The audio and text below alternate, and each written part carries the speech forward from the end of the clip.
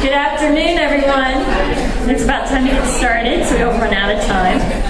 My name is Catherine Molly, and I'm a member of our Speakers Committee, and I'd like to welcome you to this session with Cecilia Rose on Setting Your Own True North, How to Chart Your Career Course. A little bit about Cecilia. She is the CEO-President of Nextdoor Strategies, an ICF credentialed executive career strategist working with mid-cap to global 50 Fortune companies as an executive coach, change agent, trusted advisor, provocateur, and motivational corporate keynote speaker. She is recognized as an authority on coaching executives and professionals who are either stuck in their career, at an impasse, or ready to open the door to new opportunities. She, as you will see, she is dynamic and high energy and known for taking the pain out of change, accelerating the epiphany process, and turning a presentation into an experimental event. Without further ado, Cecilia Rose. Thank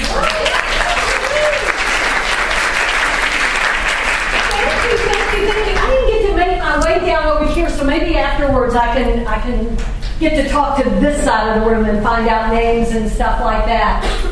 Thank you. That was lovely. That was lovely. Kind of made me want to shout.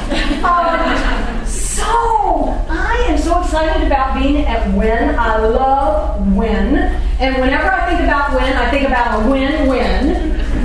Win with an E and win with an I, because if you belong to Win, it's a win-win.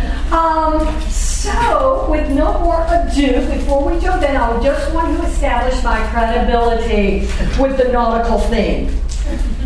So, this past week I was thinking, okay, I'm going to be talking about boats, and I'm going to be talking about going down the river of life and everything. So, where do I have that experience, right? So, I dated Robert Cochan back in my late 20s. And he owned a really big boat, okay? And we went out on the boat several times. She's looking at me like, I'm not good now, this is going to go. Okay, so anyway, so we go out on this really big boat. And he was a bio-marine who was a sailor in his heart, you know? Probably in a past life he was a Norseman or one of those people, Viking kind of people. But anyway, so we're on this really big boat, and there were friends on there. We had a lovely time. We had wine. We cavorted. We frolicked. We got a little sun. I kind of lay there. So then one night he said, let's go out on a midnight sail. Oh my God, I can't stand it. It's so exciting. We broke up not too long after that, because this is when I really learned about sailing, okay? Okay, we almost ran aground. I thought I was going to be out there drinking a little champagne, having a little pate. No, he's going, go in here, get the rope, blah, blah, blah. And then I had to run him. Oh, we're running aground. Move over there, move over there. I'm sweating like a little piglet. And I'm not feeling very romantic. But I learned about boats get grounded. I know about being in the dark, lost at sea. Okay. Then there was one other experience that I have that I think should be counted. I have a very good friend, Joan Eischen, who some of you may know Joan, and her husband, who is also a good friend, Martin. He's a sailor too. So I went out on their boat, and thank God there were other people on the boat that liked running around and getting ropes. And then when that big sail comes over and knocks you in the head, and if you don't move really fast, I mean, you could end up in the water. So I said, this really relates to careers. Are y'all with me? Yes. Okay, your excitement's overwhelming me here. So I just want y'all to know I got credibility in this subject. There was a third one. I can't remember. Oh, yeah, that was Tom. We went and caught a fish. So anyway, those are my three claims to credibility for my topic. So I wanted to make sure that y'all got that. So what we're going to talk about is setting your true north. And I wanted to start out with this quote. I believe that leaders of the future will be those who develop this capacity. Agility and adaptability are mandatory. as leaders prepare, manage, and sometimes reinvent themselves in order to navigate the twists, turns, and transitions that we all must make.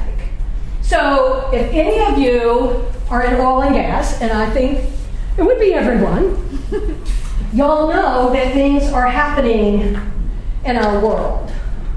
And there's a lot of uncertainty. Now, this is what I've learned in my personal maturation. This is also called life. And the sooner we learn how to navigate the waters and navigate the turbulence and navigate, even when it's smooth, there's still a certain expertise that one needs to have in navigating a boat. They did let me stand and hold that big steering wheel once, but it's because we were going in a straight line. But when that boat starts moving or it starts getting rocky, things happen. And so you want to be really clear on how to navigate that. And then one more, I can't change the direction of the wind, but I can adjust my sails to always reach my destination. So this is about empowering. This is about that you are the captain of your own boat. You are the captain of your career. And I don't believe, and this isn't just for women in this particular case. You know, the men I work with are just as guilty as the women. Here they are, incredibly strategic for their company, making all of these huge decisions. And when I ask them about their own personal strategic plan, nary a one has one. And so this is what I can tell you is one of the biggest favors that you can do for yourself, and we're going to talk about this, and that's having your own strategic career plan. So let's talk about some basic statistics that we know right now. 65 to 70% of professionals do not like the job they have, and they wish they were doing something else. So a lot of them are meditating on their navel while they're at work. Some of them are keeping their head down, hoping nobody sees them. We come up with all kinds of ways when we're not happy. And what we don't realize is that complacency kills careers. It kills careers. And what happens is we get stuck. We're between a rock and a hard place. Because we look at this and we go, oh my gosh, if I leave, then I've got to look for a job. Oh my God, that's hard. And if I stay, I'm really, really miserable. Plus, I'm setting myself up for that being noticed that I'm not happy. Have you, with anybody that works for you or colleagues, can you tell when they're not happy? Yeah. I mean, we try to hide it, don't we? But it comes out one way or the other, right? So know that organizations, it's like when someone is in the interviewing process. When you don't ask in the interviewing process about asking about, you know, their environment, the culture, and you don't show some kind of enthusiasm, or you don't say, I would love to be on your team, or you don't ask for the job, not so much. Not so much. I cannot tell you how many times my clients have come back to me a while ago, because now I circumvent that quickly, but in my early years, they would come back and they would say, well, you know, you didn't, the recruiter said that the person, the hiring manager, I didn't ask for the job. I didn't have the energy. And so many times they'll come in and they'll say, you know, I know I have the job. I have the job, I have the job, and then they don't have the job. And what ends up happening is it's almost always going to go back to an energetic or an interaction with those people as far as culture is concerned, and seeing if there's a match, and when the person sees that there's a match, asking for the job. And that's something we're going to talk about also. Also, research shows that 78% of professionals do not achieve their career goals. That really got you excited, I could tell. Oh, yeah, right. So, I mean, this is staggering. So what does that mean that we do? You know, it's like, back to our nautical theme, the boat on the water drifting. It drifts because nobody is at the what? Yes, nobody's at the helm. And so we abdicate. And in the past, companies took care of us, didn't they? They developed us, right? We're going to send you over there. We're going to send you over here. We're going to develop you. How much developing have you seen since the economy has been impacted over the last 10 years or more? Very little, right? It's not to the same degree it once was. So what does that mean? We have been like, okay, hold on to your socks. We've like got to take responsibility for our career. Oh my God, what's that about? I mean, I've got to like make decisions. That is just blows people away. So now let's come into the women context piece of this. So negotiating salary, what we know is for a woman, and she'll earn over $1 million by the time she retires if every time she comes up for promotion, she asks for more money. Over $1 million. And then in the Boggle experiment, I don't know where they came up with that name. God must have been Mr. Boggle or Ms. Boggle. Betty Boggle, I think was her name. The gains were also great. Everyone who asked for more money received $10, 3 times as much as those who didn't ask. And the ones who didn't ask were lucky to get $3. And that was for the whole year. Y'all are very intense today. Oh, man. This is your subject, isn't it? Y'all are just laser focused, thinking about how much money did I leave on the table? Well, hold on, because here, look at this next one. 2002 study, this is what women pay. That 7% of the women who negotiated for more money versus the 57%, the men got an average of $4,000 more. And so what's the difference? The difference is conditioning. Men are conditioned, and I cannot tell you how many times with my male clients, it's like, well, why wouldn't they want to pay me? Why wouldn't they want to pay me more? Whereas women deflect.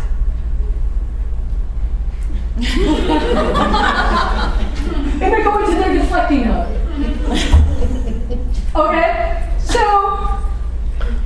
So the one major career mistake that will cost you over $500,000 is that at the beginning of your career, if you do not negotiate your first job. Shocking, isn't it? How much money did you lose? Plus 50? Maybe more. Maybe. So this is how women react when they're told to ask. You gotta be kidding! Ask? Well, what if they don't like me? What if they like single me out if I ask for some more money? You know her? She's the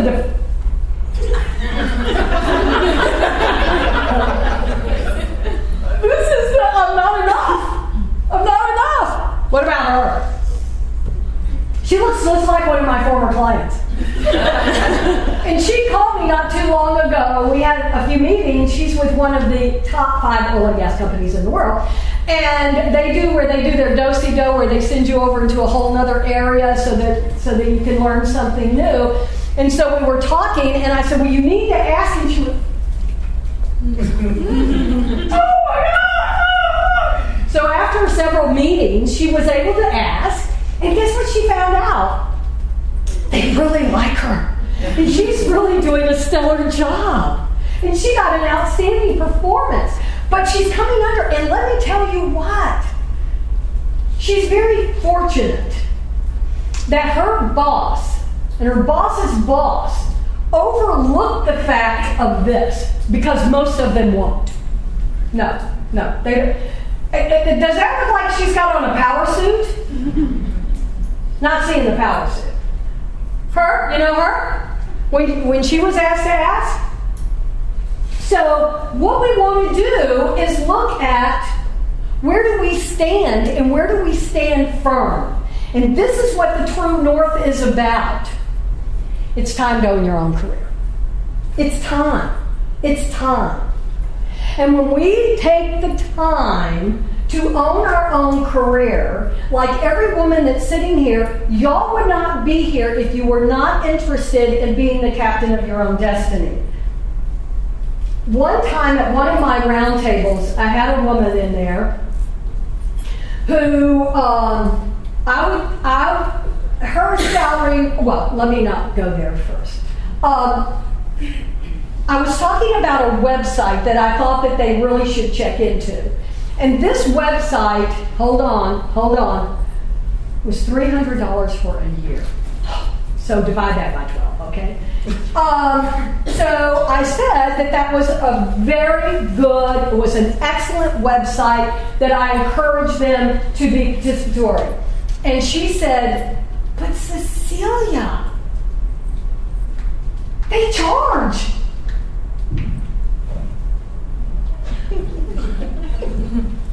How do people make money if they don't charge? Okay? So I said, and I was trying to contain myself. And I said, you know what? You brought up one of my most favorite subjects. I call it, and those of you that don't know me, I have my MSU, I make stuff up. So what I do is I observe, and then out of that I make something up that aligns with my observations. And I said, this is what I call white collar entitlement. Your company paid for your MBA. Your company paid for your membership. Your company paid to send you here. Your company paid to send you there. Where is your skin in the game? She makes between $5,000 and $6,000 a year. So what happens is we don't do things because the company isn't paying for it. Well, who has noticed that the company's not paying so much anymore? We're getting weaned, aren't we?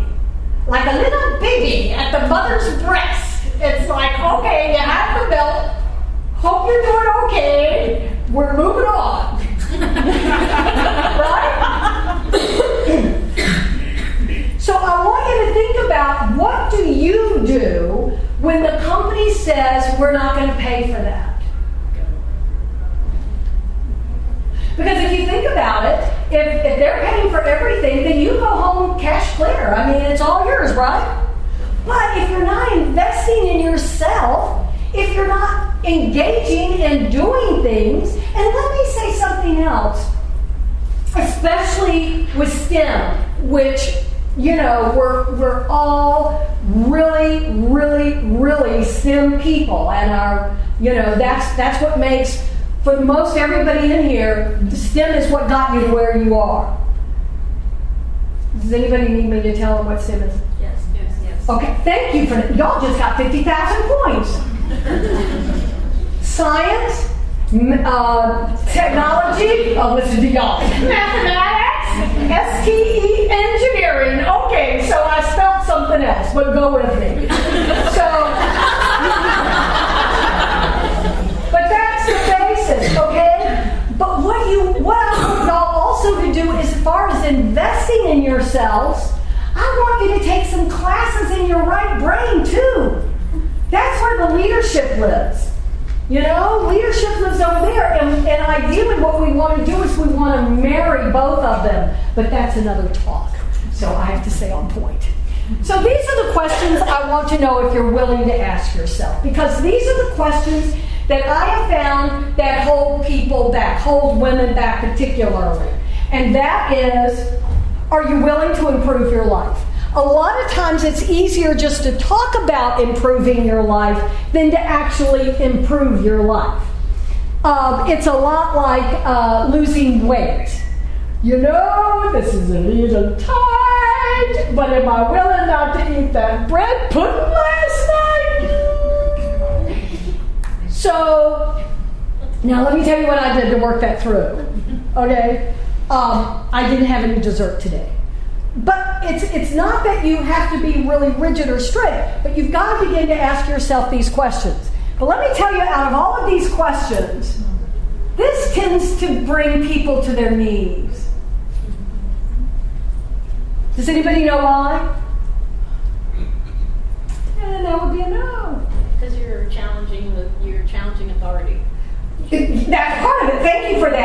may I go a little bit further with you on that? It depends on the mother's mindset, and in addition to that, what's going on here is we do not want to pass our mother by. And we don't even realize we're doing that. It's like a friend of mine years and years ago. She had built this business. It was absolutely doing phenomenally. Unbelievably phenomenal. And then all of a sudden she hit a wall. And as we began to talk about it, what unfolded is she had come from a very, very, very poor family in upstate, East Texas. And so she did not want to do better than her father because she felt like that might embarrass him. Not realizing her father would be thrilled. But we have these assumptions that we make, and in making those assumptions, what happens is we hold ourselves back from doing what we are assuming that we should or should not do. And the majority of it is not even conscious. It's not even conscious.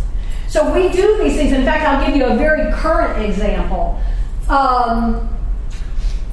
One of my former clients, who again is, she's very, very high up in one of the major oil and gas companies, and she was,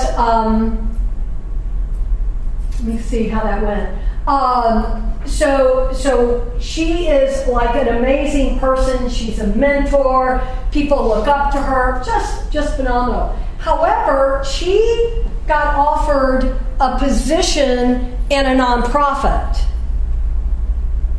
And so she said, money's not an issue for me. I've done really, really well. I can really do whatever I want, and I'm not really feeling appreciated lately. That tells you how powerful it is to value your people, right? And so we started talking, and this is what came out of the conversation. Okay? She too had come from a very poor family. Not everybody comes from a poor family. It just so happens these are two examples I got on the top of my shelf. Okay? But anyway, in this particular case, that happened to be the situation. I mean, I'm not making it up. It's true. And so I said, well, how did you get to where you are in your career? And she said, it was a struggle. I said, who else struggled in your family? My father and my mother and my grandparents. I said, so you're really familiar with struggling. So now you're in your career, you're at a place in your career where guess what? No struggle. It's not familiar. So you got to go create a struggle. I said, what kind of message is that to the women that you are mentoring? That you get to a place, you no longer struggle, you throw it out the window, instead of using where you are as a platform to go up against or with the organization to include and show them that they can get to a point where struggle can subside. Anybody having a thought on this? You having a thought, Catherine? Okay. The thought you want to share? Not so much. Okay. I agree. Okay, so you agree. But do you see what I'm saying? This looks like a very innocuous question, but this is a very, very, very powerful question. We did not happen in a vacuum. A lot of you are in professions because one of your parents was in the profession also. What we know is most first-time careers, when you first come into your career, will almost always be dictated in some form, fashion, either consciously or unconsciously in the family. And then when you start hitting your 30s, that's when you begin to look at things and choose things. It doesn't mean you won't continue that and decide you like it, but what could happen is that you do begin to see that there's other things that you may want to align with. So that's important. Are you willing to make more money? And let me tell you why I ask that. Because when I say, are you willing, most people, if I say, do you want to make more money? Well, that's a really big leap because they know what that's going to entail. But if I say, are you willing to make more money, then maybe you can be willing to parcel out in small steps, and we're going to be talking about this, to where you can slowly stretch and change some of your behaviors that are no longer serving you to get you to where you say you want to go. One of my first yoga teacher, I remember saying this, he said, okay, do you want it, Cecilia? Or do you just want it? And I went, well, that's kind of rude. He said, because if you really wanted it, you'd have it. Oh my God. So does that mean that if I want it, I have to go do something about it? I just can't sit there and go, oh, and maybe wriggle my nose a little bit and show up? He said, no, that doesn't work that way. So those of you that just found out the tooth fairy doesn't exist, I apologize. So are you willing to help others? Are you willing to be open to opportunities? Are you willing to do what you think you cannot do? So what I'd like for y'all to jot down real quick on a piece of paper, 3 things that you say, I can't do. I can't do this, I can't do that. I call them I can'tations. I can't do this, and I can't do that, and I can't do this, and I can't do that, and I won't do that, and I won't do this, and I won't do that. Well, y'all are amazing because y'all just don't even have any cans. That's amazing. Okay, so anybody have a can? Oh, good! Everybody that has a can gets 50,000 points, okay? So this is what I want you to think about. Well, first let me ask this. Is anybody willing, because this is really, I know when you're with your peers, is anybody willing to share a can't? You get 100,000 and so do you. Okay, tell us. So, ask for the opportunity. Ask for the opportunity. So asking is a challenge for you. Okay? And if I was to reframe that, how might I reframe it?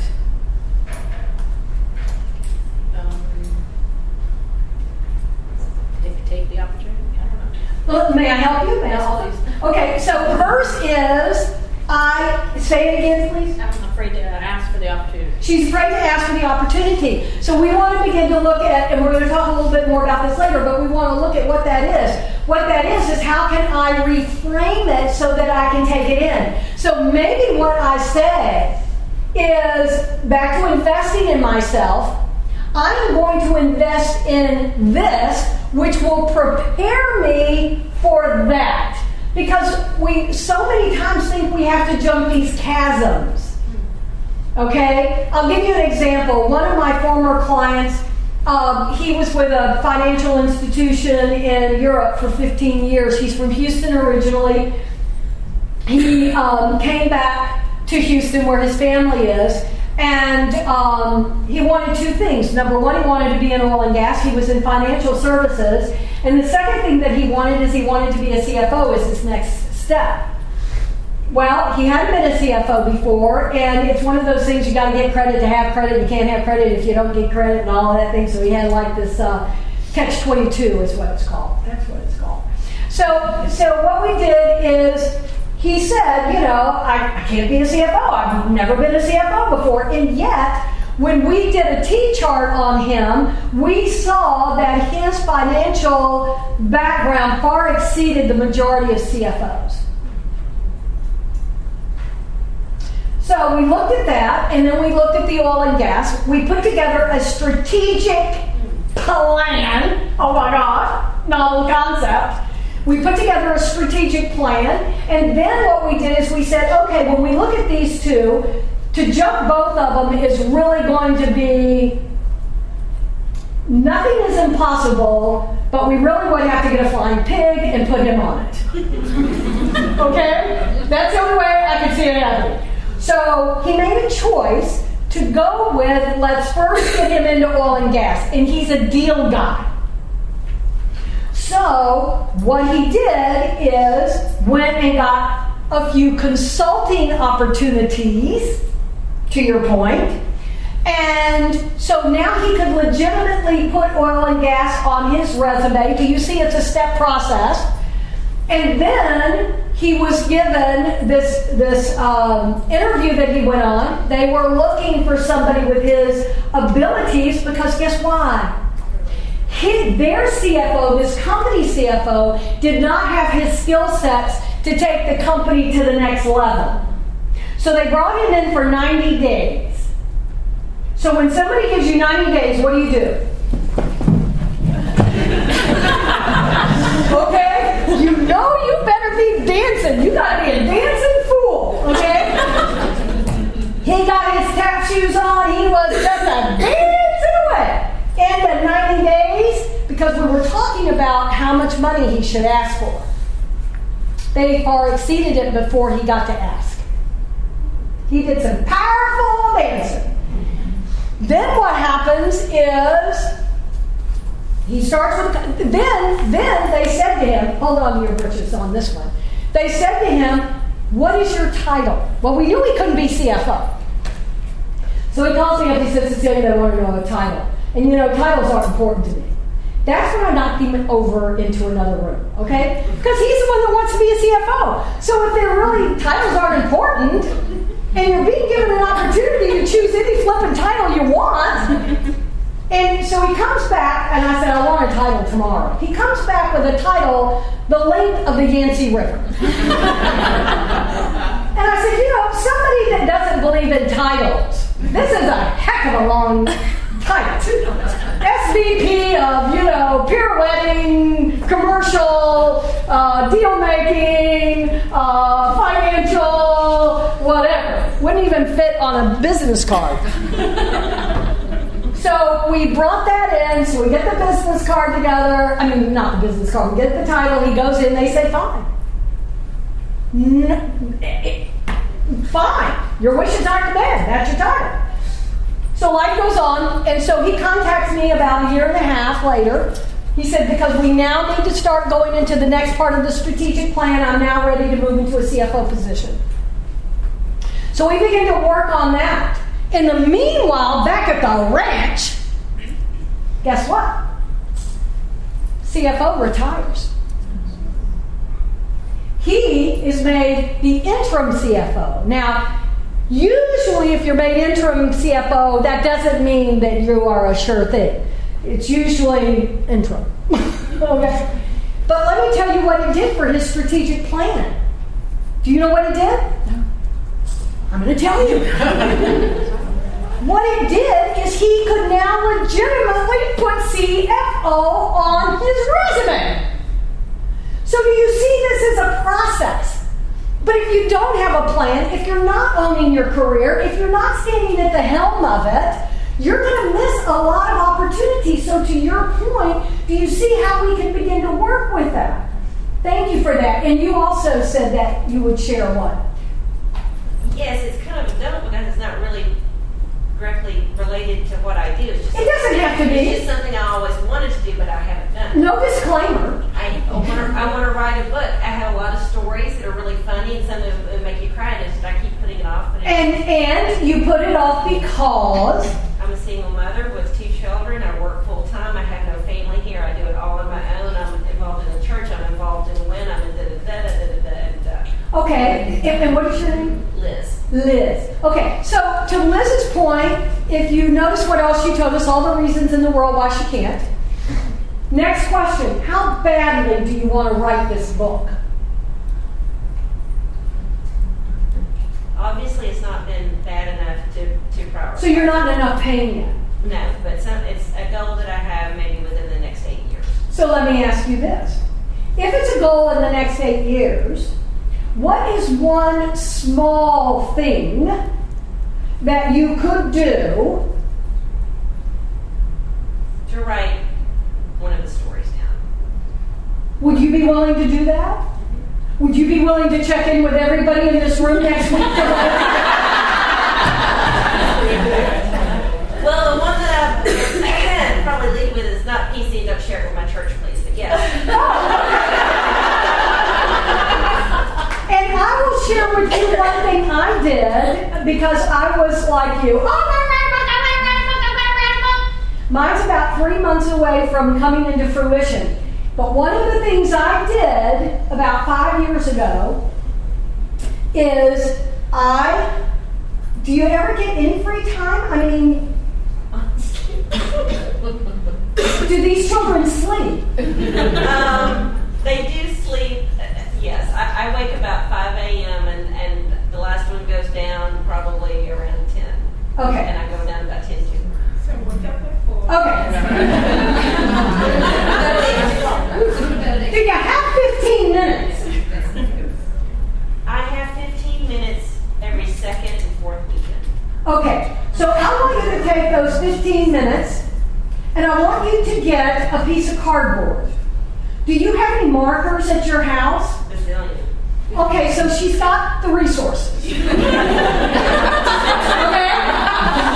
got the resources. Crayons too. I got crayons. And she's got crayons. So your job is to make your cover. Oh, cool. Actually, you could do it with your kids. Let them. And you can do it with your kids. Look at her. Yeah, she's all about that. It depends on the story. You said I But the point I'm making is, Henry Ford said, whether you think you can or you think you can't, either way, you're right.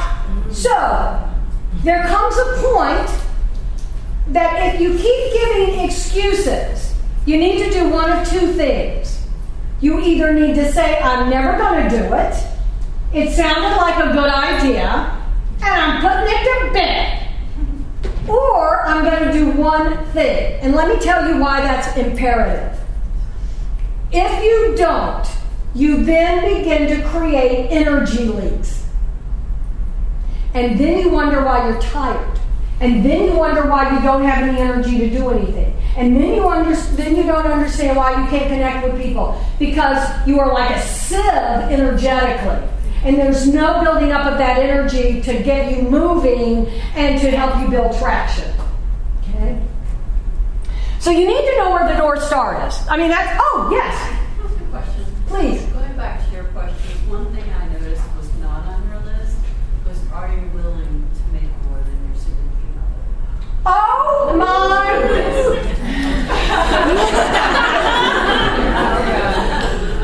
Okay, what is your name? Huh? Jill. I'd like to support you in talking louder. Would you please pass that down?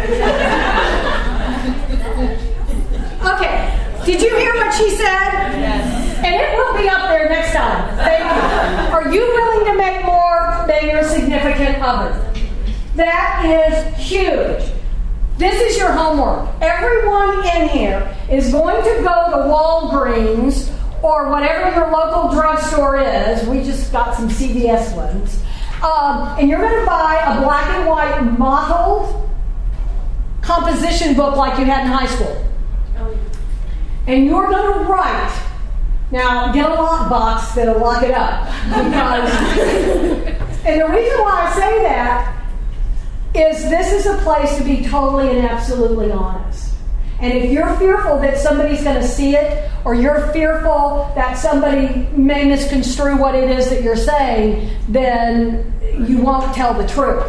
So if you can begin to write, and it's called inner dialogue, it's called stream of consciousness, it's called a whole lot of different things. You don't judge anything you're writing, you don't criticize anything you're writing, you don't judge, condemn, criticize, nothing. All this is letting whatever is in there have a voice. And in that, if you do that, and I will promise you this, and it doesn't have to be about making more money than your significant other, it just so happens that's perfect. But if you do this every morning, 3 pages, you could do more, but 3 pages minimum, I promise you in 6 weeks you will see major changes in your life. Because what's happening is everything that's ruminating up here, we got to get it out because there's no room for anything else. There's nothing to be creative in there. So would you get back to us on that, Liz? Jill. Yeah. I'm Jill. Oh, mea culpa, maxima culpa. I've already solved it, but I'm used to it. Oh, that was awesome. That's going up there. You have just changed my life. Yes. I don't know if it's appropriate, but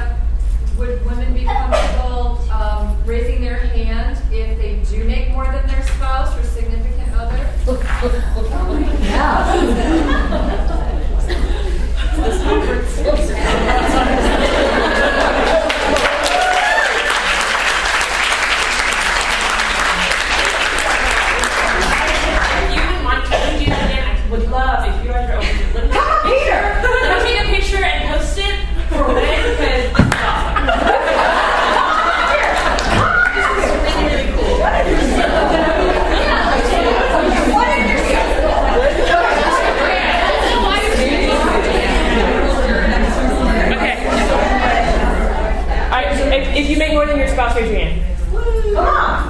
Come on. Thank you, ladies. You're awesome. Yes. Now I'm gonna be to you in a second. I want to build on what she just said and what she just did and what she just initiated. Where are you? There you are. Because let me tell you what. If you can do that, you can own your career. And if you're making what you're making right now, you can ask for more. Yes, Nanette. So, Cecilia, one thing that I think that we haven't talked about is the reality of success. And I think a really hard question, in addition to what we heard earlier, is are you willing to sacrifice? Yes. There takes sacrifice to be successful, in addition to what, we've identified. Can I get you to come up and do the rest of my talk? Don't make me say yes, Cecilia. Let me tell y'all what Danella said, she hit on, I wish I could spend hours with y'all. Y'all need to come to my workshop. But, she just hit on the core of it, and that is, what are you willing to do to have what you want? And let me tell you what, I am one of those people who do not believe you can have everything you want. You cannot drive down Bourbon Street and Westheimer at the same time. You cannot be in Texas and Louisiana at the same time. You cannot. But what you can do is make choices about what it is you do want and then balance those things. And be willing, to her point, is sacrifice. But no one seems to want to do that. We are jumping ahead at my thing, but I'm going to go with it, okay? Okay. One of my clients said to me 4 months ago, he said, Cecilia, the reason why his job search was so difficult, are y'all ready for this? Because I've never been rejected before. And people are rejecting me. This is a CFO. And people are rejecting me. And I went up to him, and I don't think he was expecting this. I am so sorry, Herschel, that you have never been rejected. That is the worst thing that can ever happen to anybody. And I say that in all sincerity.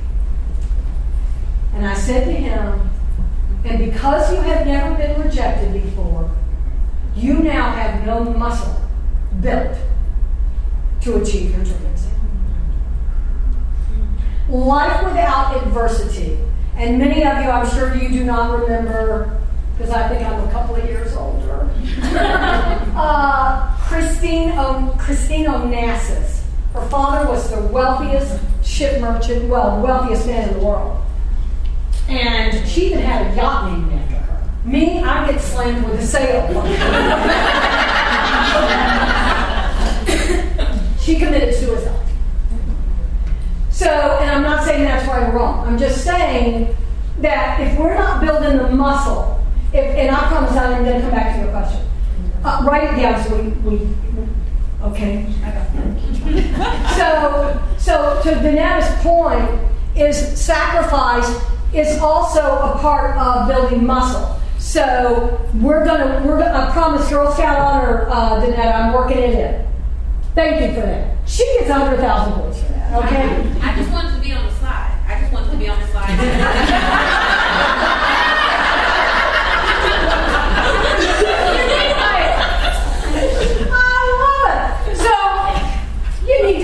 North Star is. Now let me tell you something that people get confused with. Your North Star is not your destination. Okay? It's not the destination. The North Star is what guides you.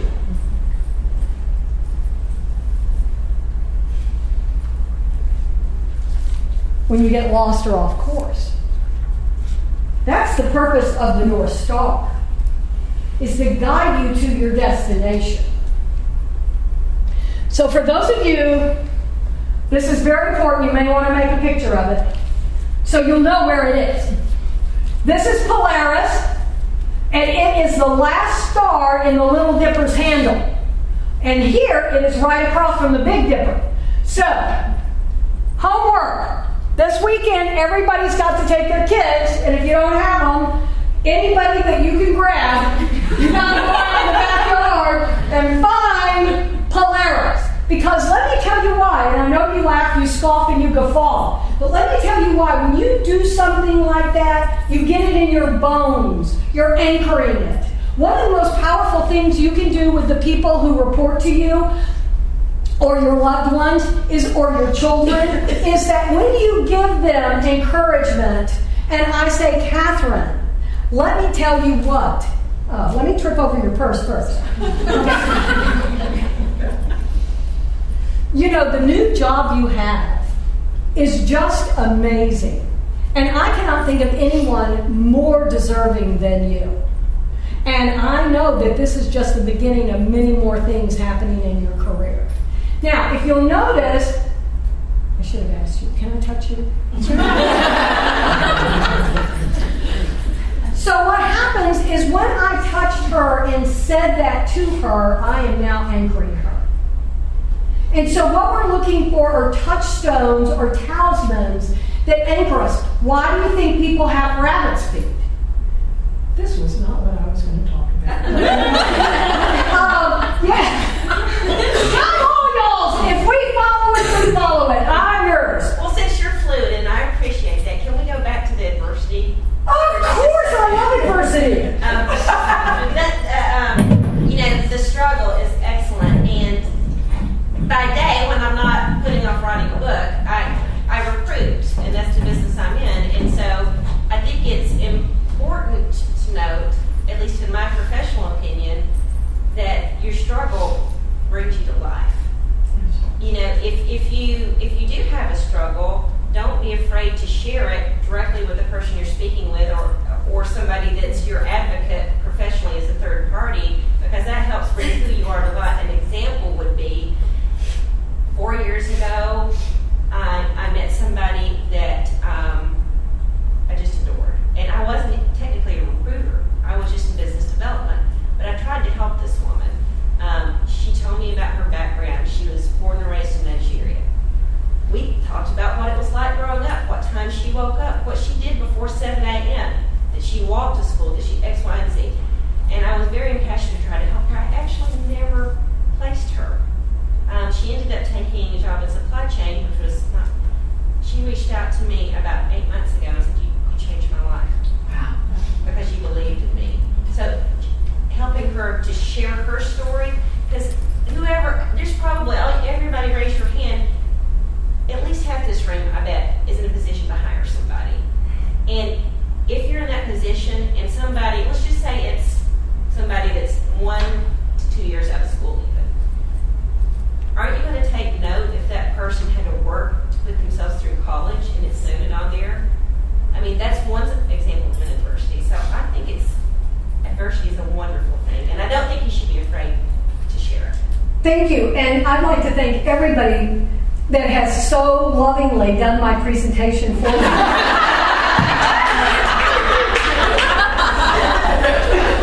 And I'm done. Y'all are awesome. Y'all are awesome. You are my people. And I'm going to share one quick thing before I go to the next slide, since y'all hit on this so hard. My book is, anybody familiar with The Hero's Journey? Joseph Campbell is the one that really brought that to our attention, that in everything we do, there is the hero's journey. Every book that's written, every movie. If you look at Harry Potter, it's the hero's journey. If you look at Ulysses, if you look at Hercules, if you look at every successful romantic comedy. Every successful romantic comedy it all follows the same pattern, and this is what the pattern is. There is a call to adventure, and you don't want to go. But what you don't know is you don't have a choice. So you get laid off, or you get a divorce, or your child brings home bad grades, or, it's a range of everything. and we go through the hero's journey on a regular basis. And the hero's journey is through adversity, the muscle is built. And so what mine is going to do, it's going to be called, instead of the hero's journey, because my clients don't like to be called heroes, even though they are my heroes, because I'm just the coach. I am not the one out there on the field, okay, getting kicked, okay? I think that's football or baseball. But anyway, so the point being is they're called to an adventure and the descent begins. And they start moving down, and as they move down, they meet mentors, they meet people who help them, helpers, they're called, as they go through this plunge and down, and then they hit the abyss. There's gold in the Nar Hills in the black night of the soul, the dark night of the soul. But what happens is not all people who journey there come back. There are some that get stuck like in the tar pits. If you ever watch Saturday Night Live, they had Debbie Downer. I think she lives there. Okay? So there are some people who don't learn. How many people do you know have lost their job, and then you would think that they would be a different person afterwards, and they're not? They're as arrogant as they were before, or they're as flippant as they were before, or whatever they were. They get stuck in those tar pits. The real leader, when they go through adversity, struggle, sacrifice, they mine the gold while they are in it. And I say to my clients, do not waste your crises. I cannot tell you how many crises that I've seen wasted. And I want to go back to the man that I was just telling you about, the rejection. So when I told him how sorry I was, he was telling us about a job offer he had. And I mean, it was so many red flags that I had to tell him, I have to take off my coach hat for a minute. And I have to put on a consultant hat. And I've got to show you the red flags.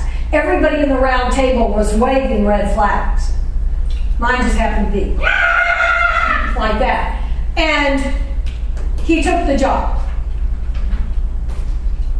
To his credit, he came back to the round table 4 months later. And I went, I did a double take. I mean, he had a job. What was he doing there? And he walks through the door and he said, you were right. And let me tell you what, he needed that experience. This is what I've come to believe. There are no mistakes. We don't make mistakes. And let me tell you why. When you make a decision, you don't have 5 minutes later, 5 hours later, 5 days later, 5 years later. You don't have that information. You make a decision with the information that you have. And in that, let me tell you what, everybody has experience, but not everybody learns from their experience. I have clients that have learned from the experience, which are the majority of them, and occasionally not so much. But then a few times later, they come back and they go, oh my God, I could have had a VA and I get it. So the point being is, then he comes to the round table and he's got another job that he's being offered. And he said, and I'm thinking, oh my God, here we go again. Second 2x4, right? But let me tell you what happened. The round table said to him, oh my God, I can't believe how much you've grown over the last 6 weeks. And they said, look at you. He was beginning to question. He was beginning to ask hard questions. He was beginning to go places that he never had to go before in his career because he always just got promoted until he was a CFO, and then he got another CFO position, and he never had to look, he never had to go into any real, hurling yourself on wall career journey. And let me tell you what, I have such a respect for that man that it's unbelievable. And the people that were in there that saw him go through these changes, unbelievable. So when we're willing to sacrifice, when we're willing to walk, and take on the journey in an attitude of I'm willing to learn, I'm willing to go where I need to go because I know there's gold here. How many of you have had a situation where you didn't want to go, you went kicking and screaming, and then a little while longer you went, oh my God, that's the best thing that ever happened to me? Okay, so we do. We have people in here that it happened. Well, you know what that's telling you. What's it telling you? Okay, so that means this. Okay, so what that's telling you is you were learning things over that period of time that prepared you for the next thing. God bless you. Thank you. Yes, Dan. So, uncertainty is really what we, thank you. Uncertainty is really what we want to learn to do, not to do. We want to get comfortable with. Because that's what the world is more than ever. So the more you can get comfortable with uncertainty, the better you're going to be able to navigate your career, your life, your family. I don't know if you know this, but if you change 1 degree, one small thing, 1 degree on a compass, you can change it. You will change the entire trajectory of the boat. 1 degree. 1 degree. Did I say that? 1 degree. So jot down, you don't have to answer it right now, what 1 degree, if I changed it, would take me closer to what it is that I want. Now let's look at these boats here. This is exactly what we're talking about. When you're on a boat does not go straight into a headwind. A boat is constantly correcting course. What we tend to want to do is just wake up one day and be freaking happy. I got to tell you, all of these happy books out there, I don't know what world they live in. I don't know. Because what I do know is that I would not appreciate the richness of my life if I didn't have all the difficulty and dark nights of the soul. I dated fear for 20 years, I think. I mean, really, that's where the gold is. That seed that's put in the ground is there, and it's going, oh man, it's dark down here. Okay, that moved y'all. So quickly, the North Star, it's a guiding star. It's there in the darkest of the nights. But sometimes clouds come over and you can't see it. That's where the uncertainty comes in, and you've got to be prepared to still navigate, even when things are dark, even when you didn't get the promotion you wanted, even when you didn't get the job you wanted. Finding the gold no matter where you are, and being lost in the wilderness is not the time to try and figure out the North Star. So, does anybody know this about leaves? Green leaves, okay? Green leaves are chlorophyll over the top of the leaf. This is the true color of the leaf. The golds and the yellows and the reds. So when you can remove the green, the chlorophyll, and get down to who you really are, that's where you find out what kind of leader you are. Because you must have self-awareness. And until you get to know yourself, and you really are aware of what you're doing, how you're showing up, how you're impacting people, how you're impacting your own life, and those who report to you, you are then missing out, and you're the ones, and this is again another talk, but you're the one, well, let me reframe it. Do you know people that you cannot believe that they don't know what everybody else knows about them? Yes. That is a person with not a lot of self-awareness. And so that begins to tell you how critical self-awareness is not only to your career, but to you as a leader. Because real leaders know what they believe. And that's what you stand on when you're on that boat and you've lost your moorings, and you can't see the North Star, and you don't know how to get there, and it's really, really dark, and you're in the midst of adversity. You've got to know what you stand on. So let me tell you about this guy, Lord Kelvin. He's another one. I dated him for a while, 1899. I get around. So let me tell you about Lord Kelvin. Oh, I called him Willie, though. But anyway, this is a direct quote. Radio has no future. Heavier than air flying machines are impossible. X-rays will prove to be a hoax. In 1943, the IBM chairman, Thomas Watson, said, I think in the world market there's room for maybe 5 computers. Let me tell you why I bring him up. I bring him up because that is where we stand right now on a precipice that we're going to have people saying these kind of quotes today when you're going to be able to actually have Dr. Spock in real life. I didn't date him. And what I'm telling you is we're hearing about holographic. I remember in the 8th grade somebody telling me that there would come a time that there would be, and I won't tell you what year that was, that there would come a time where when we were on the phone we could see the person. I still remember it today. I mean, it was just, oh my God. And you know what else they said? They said there will come a time where you will be able to tap into the ethers and hear Abraham Lincoln, I get cold chills every time I think about this, saying the Gettysburg Address in the present. That's what he's talking about. He's saying things that we cannot even fathom.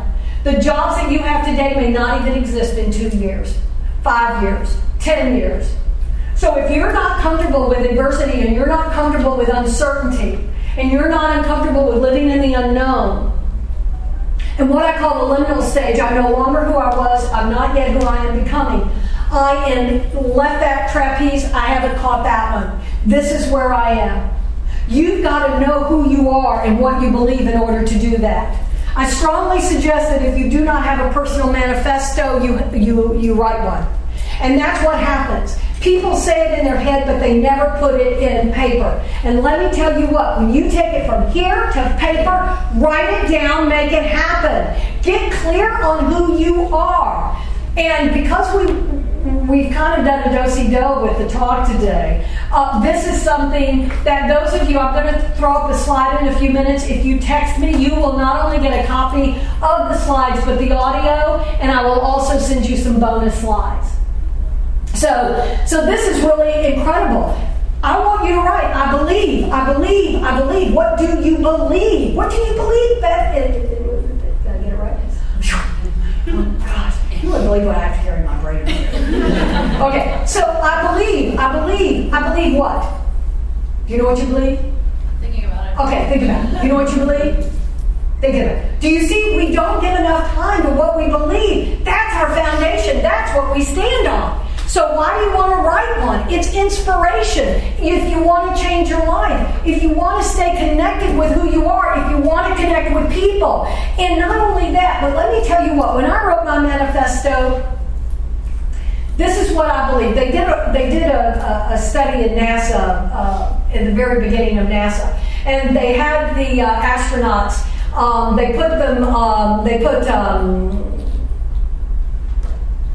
they did that, Catherine. They put goggles on them that reversed everything.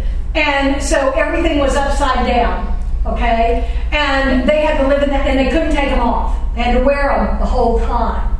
So here they are, their whole perception, reality has been turned upside down. And they had to wear that. And what they found, that on the 30th day, one of the astronauts, everything in the cabin totally reversed again. Went upright.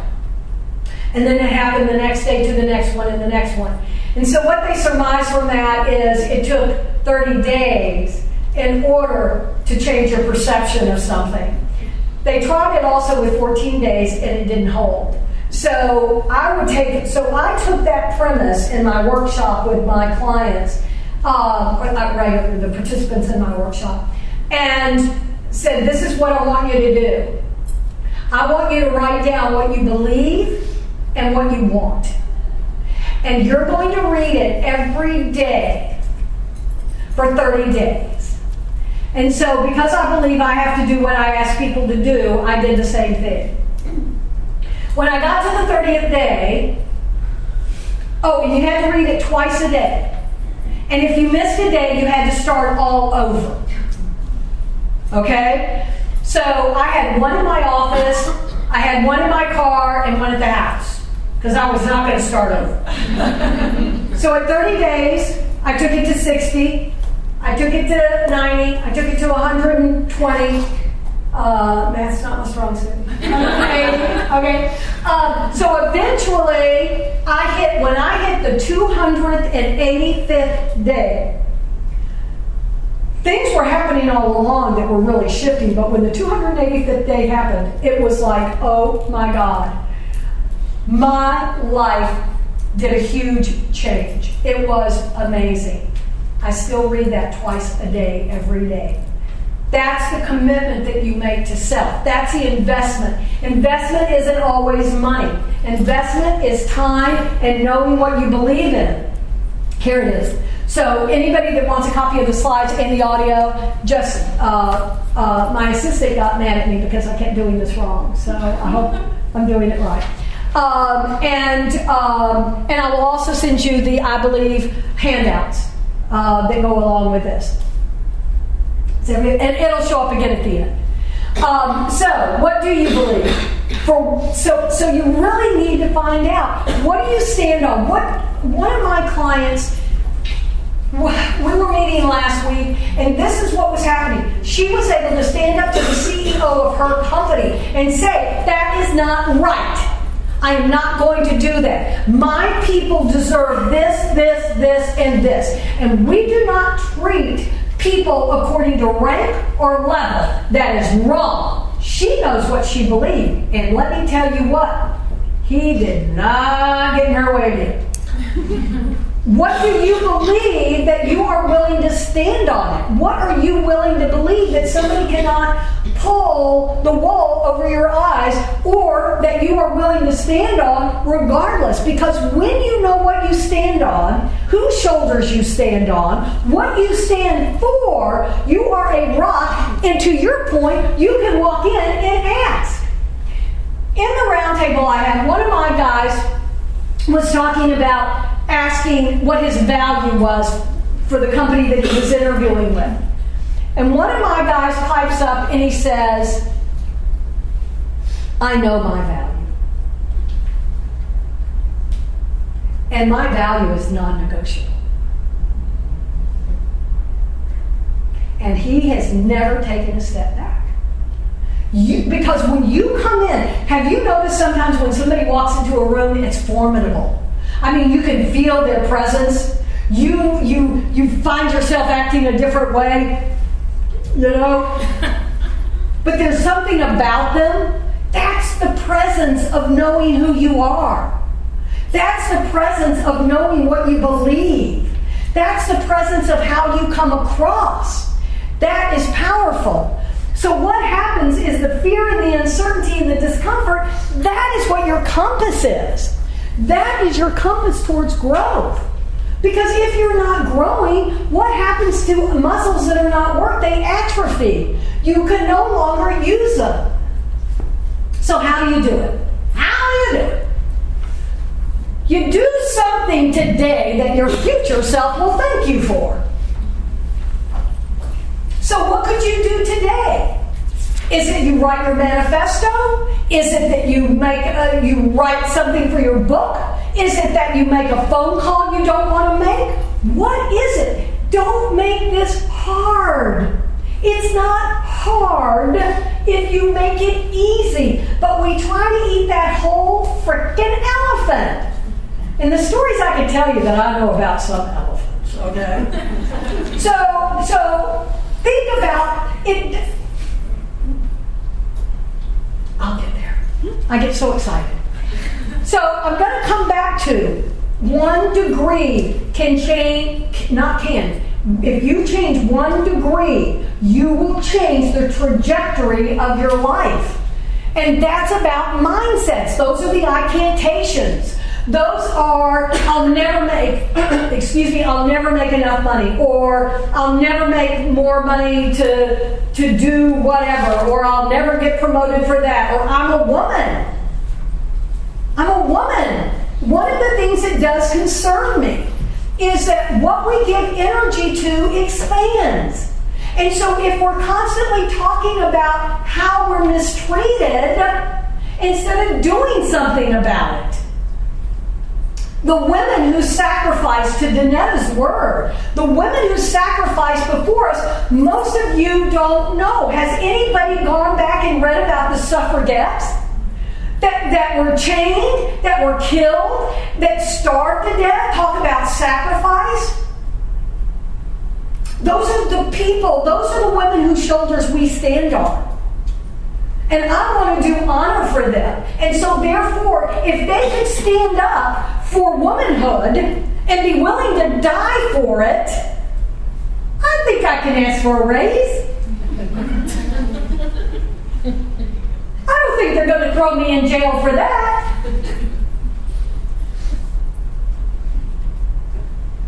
At the base of your brain, there is a bundle of nerves about the size of the end of your thumb. It's right here. Can you see mine? Okay. And it's the RAS.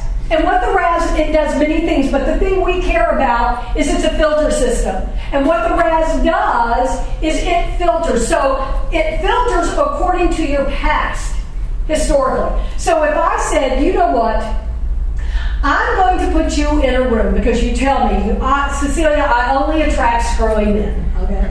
So I say, okay, I'm going to put you in a room with 500 men.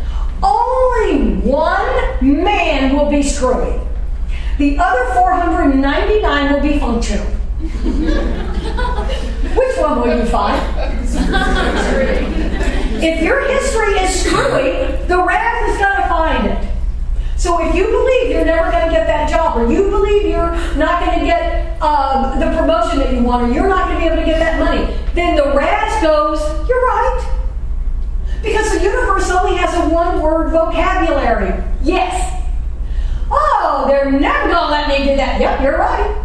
They're never going to pay me. Yep, you're right. He's not going to ask me out again. Yep, you're right. So be very careful to how you frame your thoughts, because you're going to get yes. You're going to get yes. My nephew right now, I got an NBA snowboard, I got an NBA. No matter what you say, Nicholas, it's yes. So you just have to decide what it is. But he can't decide what it is because he doesn't know who he is, because he doesn't know what he believes. Do your manifesto. And emotions. You know, in our corporate culture, they're not really big on emotions. They're not real big on those things. They're messy. They get really messy. It's not that you cannot have your emotions, but it's about acknowledging the emotions. And so we all want to keep a certain decorum, if you will, in corporate. But that doesn't mean that you still can't find a place to go have those emotions. Because that's another way that we lose energy. We take all of our emotions, we stick them in a trunk, we sublimate them, we close it, and then we sit on it. And it's doing this all the time. Because emotions are things, and they want out, and you're not letting them out. So if all your energy is going to hold your emotions down, guess what? You got no energy to do anything. You have no energy to go in and ask for that raise. You have no energy to do anything. So that's another thing in that composition book I told you about, is write them down. Give them a voice. They're telling you things that you... Have you ever seen... La la la, la la la. Ooh, I don't have much time. Do you have to read it? Huh? Do you have to read it or just write it and never look at it? You never have to look at it again if you don't want to. Confidence. So when was the last time you did something for the first time?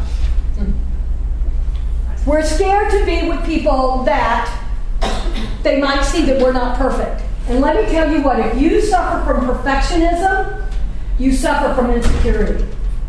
The reason why we get into perfectionism is so that we don't have to feel that we feel insecure, instead of embracing our insecurity and finding ways that we can get comfortable and learn things so that we don't feel insecure. I dated him. It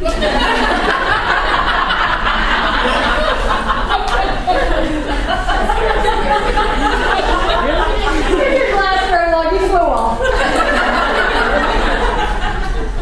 You got to get out of your comfort zone. If I leave you with nothing else, I'm glad I down. Thank you. So this is what happens. You're at work. When you first take on the new job, you have a real high anxiety. But then you start learning things. Oh, I'm learning. I know where the bathroom is. I know some of the politics. I know who likes who doesn't. I know that fool over there is just wacko. Okay, and then you get in your comfort zone. Deadly place to be. Deadly, deadly. That's where complacency happens. So your thing is you want to continue learning. Because if you're not learning, you're not growing. Learners are earners. Okay, got that? Leaders are learners, and learners are earners. Because when you can get outside the comfort zone, that's where the magic happens. But people don't want to get outside their comfort zone. They don't want to do anything new. I really want you to think about that. When was the last time you did something for the first time? Because we don't want to look foolish. We don't want people, oh my God. It reminds me of Barbara Streisand in Funny Girl.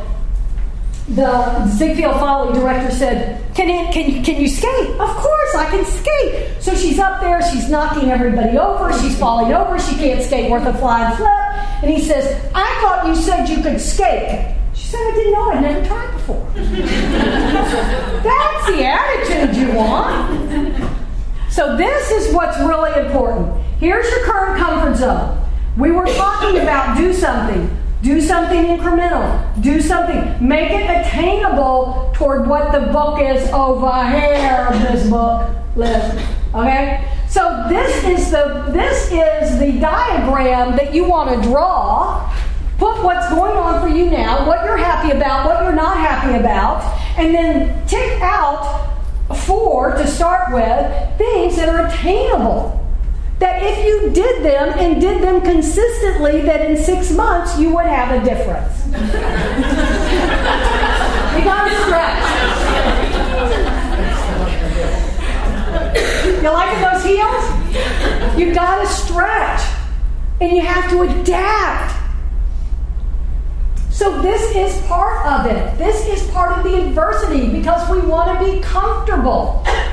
When it got so cold this winter, I had a friend in Chicago laughing at me. It was -10. Okay, and I'm going, it's all the way down to 65. Fail. This is to Danetta's point too. That I think comes into this, that sacrifice. It's also successful people know they will fail. They know that if they don't put themselves in a position of adversity, that they're never going to create the ability to win. That's like my guy with the rejection. And then unsuccessful people play it safe. They fly under the radar. But if you'll notice, a great deal of them they're found out eventually. I mean, sometimes you can just stay under the radar so far. In some companies, they want to know if you're a play it safe. They won't hire you if you're a play it safe. So you've got to know the culture of your company. So, tweet this. Rejection is your friend. I have a thing that I give my clients. It's a piece of paper, and it's got on it 99 no's and 1 yes. And their job is to go out immediately and get as many rejections as they possibly can. Because the more rejection you can get, the more no's you can get, the closer you are to getting what it is that you want. So just get it done. I can see y'all just whipping up a form right now in Excel. And you don't let rejection define you. You practice and you learn to invite it in. It's intrinsic. It is a part of life. The things that we're trying to get rid of are a part of life. In our generation, sitting here in this room, we don't know adversity. You go back and look at your grandparents. You go back and look at your parents in some cases, depending on your age. You go back and look at your great-grandparents. Do any of you watch Who Do You Think You Are? Sunday night, you get 50,000 points to you. Who do you think you are? That's your homework. And I would like everybody to send me an email that they saw it Sunday night. Oh, you got 50,000 points too. Excellent. No, I said 500. Oh, I only have 500. Oh, wow. Okay. I am are the 2 most powerful words in the world. I am. If you look at scripture, I am that I am. It doesn't matter what religion you go to, it's I am that I am. So you've got to be very careful when you use that word, I am. When you say, I am stupid, I am not going to be able to do that, I am this, you are using the two most powerful words to take you into a black vortex. When you are going to sleep, you are entering the subconscious. You are entering the most powerful place that we can go. Okay? And while you're sleeping, whatever thoughts you take with you into the sleep are imprinting all night long. So if you're saying, I'm scared, I'm scared, I'm scared, I'm worried, I'm worried, I'm worried, that is what is going to imprint all night long. And when you wake up, you are going to even be more anxious, more worried, more scared. This is what I want. The kick-ass manifesto for Sparkalicious living. Okay? I am strong. I am worthy. I am beautiful. I am imperfect. And I am me. That's what I want you to take into the sleep state that's running around all night long, imprinting. I am strong. I am amazing. And I walk in these freaking shoes like, oh, I don't even know what that's about. And everything that we have talked about today, if you don't do this, none of that is going to work. Did anybody ever see three rocks? Yeah, 3 rocks. Okay. So this is what happened. Every time that he would be getting a message, I receive. If you don't receive, you are like Teflon. So if I give you a compliment, oh no, Cecilia, this is an old hairdo I've worn for years. No! If I say, hey, that was really right. Oh no, I didn't do it right. I didn't even go into forking this time because that's a whole other ballgame. But if you're not receiving what people are telling you about you, that is amazing. If you can't receive, like one of my clients that I met with yesterday, or whatever day this week, before I came in, so she had pulled off this massive I don't know how many $1 million project. It was just fine. My brain can handle it. Okay, it was huge. And I said, so can you take a breath? She said, yes. I said, can you breathe that in? Because we've been working on her receiving now for 3 years. And she said, yes, I can. And she said, I think about you every time one of my people cannot receive their kudos, who cannot receive and really breathe in the accomplishments, who have an accomplishment file. If you do not have an accomplishment file, you are doing yourself an injustice. If you do not have a kudo file, you are doing yourself an injustice. That is one way that you can learn to begin to receive. So let me tell you what I wish for you. And if I could wish anything for you, and Liz used the word, Danetta used it, I wish for you great adversity. And not only do I wish for you adversity, but I wish for you adversity that you learn from. I wish for you experience that builds you into who you were born to be. And I also wish for you a few red sails in the sunset, because we all need those after we've been on rocky road. But you're the one you've been waiting for. Not somebody else to tell you you're okay. Not somebody else to tell you women are all right. Not somebody else to tell you, wow, you're amazing, you're smart, and all of those wonderful things. You're the one that needs to start that. You're the one that needs to light that candle, that light that is within you, to flame that amber ember that is within you, that wants you to fan it, wants you to grow it, wants you to embrace, because when you do it for you, it pours out on everybody else. So you're the one you've been waiting for.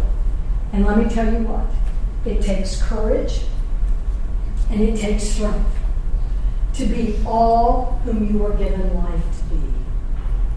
The life your parents gave you, if you want to honor them,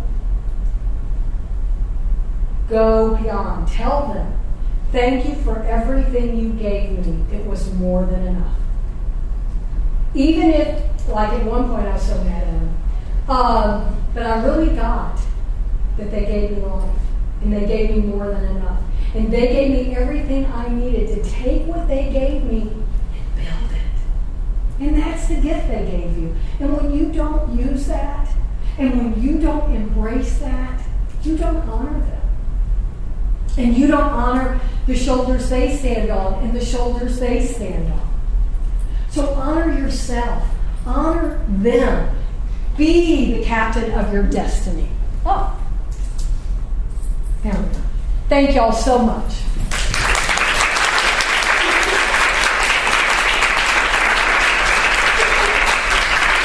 Thank you, Cecilia. We really appreciate it. Now, Anna from Deloitte has got to get appreciation. Cecilia, that was so inspiring and so exciting. I think everybody loved it. So this is on behalf of Wynn and Deloitte just to thank you. Thank you, Great Wynn. presentation. Thank you, Deloitte. Thank you, Wynn.